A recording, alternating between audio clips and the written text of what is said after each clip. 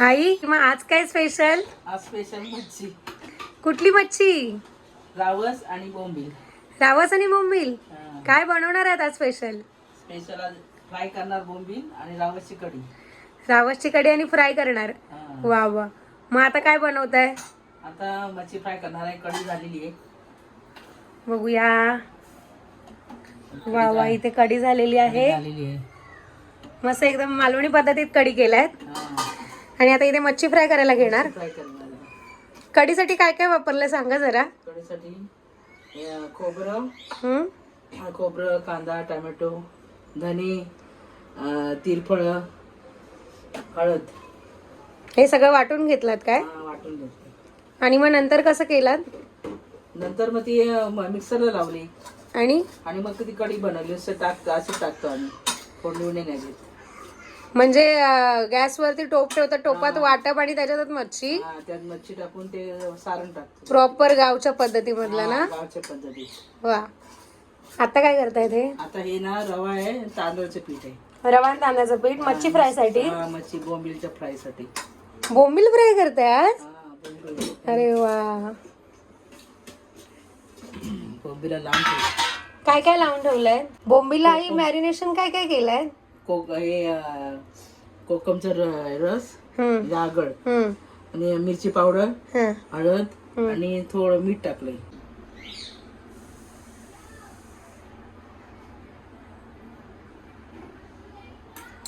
गणपती गेल्यानंतर पहिलीच मच्छी आहे.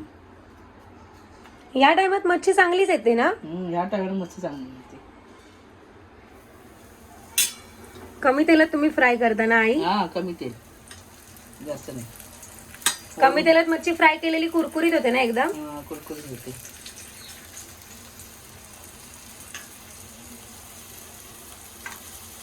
मस्त अशी मच्छी इथे फ्राय केली जात आहे आणि मी तर गरमागरम बोंबील खाणार आहे, ते पण कुरकुरीत एकदम.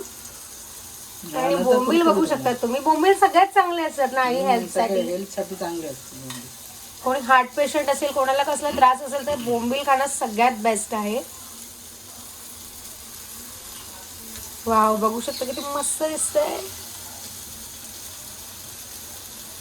किती वेळ करत ठेवणार आहे ते? टाइम लागतो, बोंबीला टाइम लागतो कडक करायचं. आता टाकलं आणि कडक झाल्यावर म्हणजे खाताना एवढे कुरकुरीत लागतात ना बोंबील. वा वा, मला तर सगळ्यात जास्त आवडतं.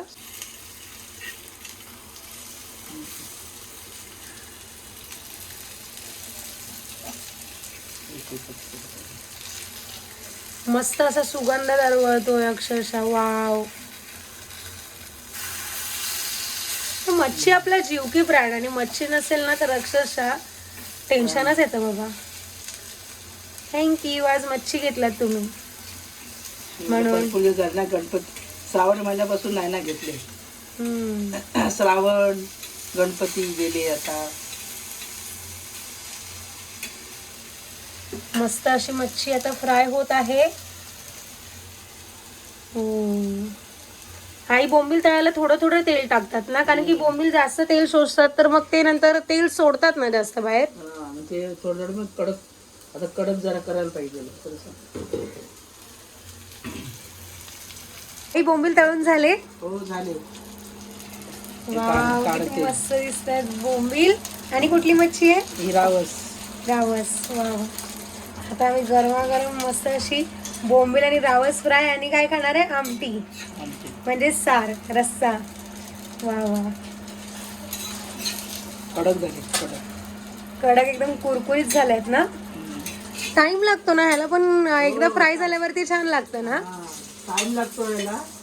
स्लो मध्ये करावं लागतं, स्लो गॅसवरच करायला लागतं, नाहीतर ते मग आतून कच्चे राहणार आणि बाहेरून येऊन. इथे मस्त आता मच्छी फ्राय झाली. आता आपण भेटूया सरळ जेवताना.